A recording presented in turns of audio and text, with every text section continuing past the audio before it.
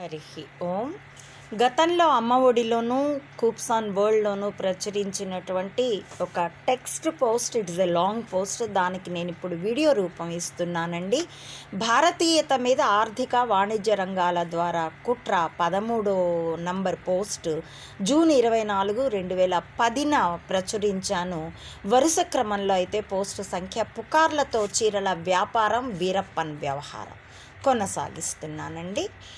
తమ వ్యాపార అభివృద్ధి కోసం కార్పొరేట్ సంస్థలు దేశభక్తి వంటి ప్రజల మనోభావాల మీదే కాదు, మానసిక బంధాల మీద, ఇతర భావోద్రేకాల మీద కూడా స్ట్రాటజీలు, పుకార్లు ప్రయోగిస్తారు.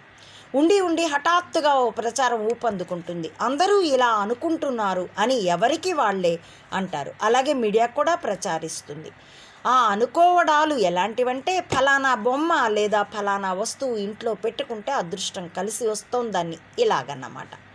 మనీ ప్లాంట్ పెంచితే ఆ మొక్క పెరిగినట్లుగా సంపాదన పెరుగుతుందని ఓ అర్ధ శతాబ్దం క్రితం వచ్చిన ప్రచారంతో ఆకుపచ్చని పెద్ద ఆకులతో కూడిన లత ఇంటింట ప్రాకింది. ఇలాంటి వాటితో అప్పుడు ఎంత వ్యాపారం జరిగిందో తెలియదు, కానీ ఇంటి ముంగిట పచ్చదనం కాబట్టి నష్టం లేదు. అయితే ఇలాంటిదే ఫలానా బొమ్మ లేదా XYZ వస్తువు అంటే ఆ బొమ్మ లేదా వస్తు విక్రయాలు ఎంత ఊపందుకుంటాయో ఊహించండి. పోనీ అలాగని ఆ బొమ్మ ఏదో మన కొండపల్లి బొమ్మో నిర్మల్ బొమ్మో ఉండదు. పక్కాగా ప్లాస్టిక్ బొమ్మో లేదా కార్పొరేట్ కంపెనీ ఉత్పత్తి చేసే బొమ్మో అయి ఉంటుంది. ఫిష్ ఎక్వేరియంలో గోల్డ్ ఫిష్ కూడా అలాంటిదే. వడానోమో వాణిజ్య ప్రకటనలో ఉన్న కుక్క జాతికి ఏమాంతం డిమాండ్ పెరగలేదు, హచ్ కుక్కకి అలాగన్నమాట. అలాంటి చోట సదరు బొమ్మ లేదా వస్తువు ఉత్పత్తి తక్కువ చేశారనుకోండి, ఇక లభ్యత తక్కువైనప్పుడు సంభవించే డిమాండ్ ఎంతగా ఉంటుందో అమ్మకాలు నల్ల బజారుకు వెళ్ళిన ఆశ్చర్యం లేదు కదా.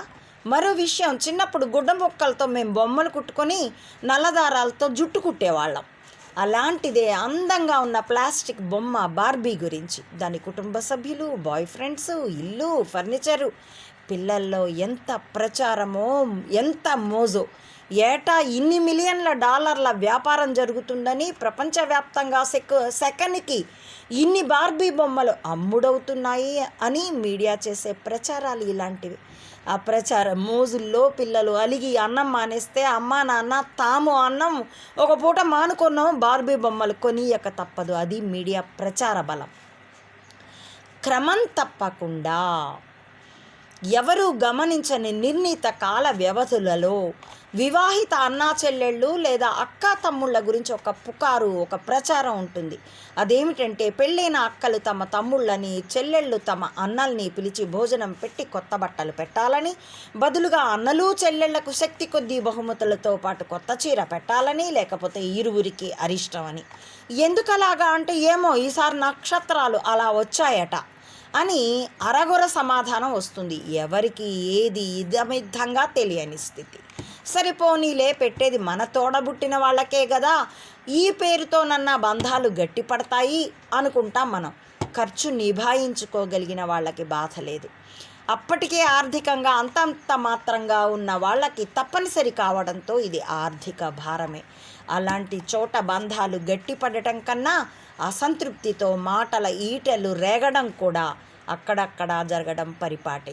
ఇదంతా పక్కన పెడితే ఈ పుకార్లతో చందన, బొమ్మన వంటి కార్పొరేట్ వస్త్ర దుకాణాలకి పెద్ద ఎత్తున వ్యాపారం నడుస్తుంది. చిన్న దుకాణాల వారికి అమ్మకాలు పెరిగాయన్నా కూడా అంతిమంగా ఇబ్బడి ముబ్బడిగా వ్యాపారం నడిచేది కార్పొరేట్ టెక్స్టైల్ సంస్థలు, రిలయన్స్లు, గట్రాలకే కదా.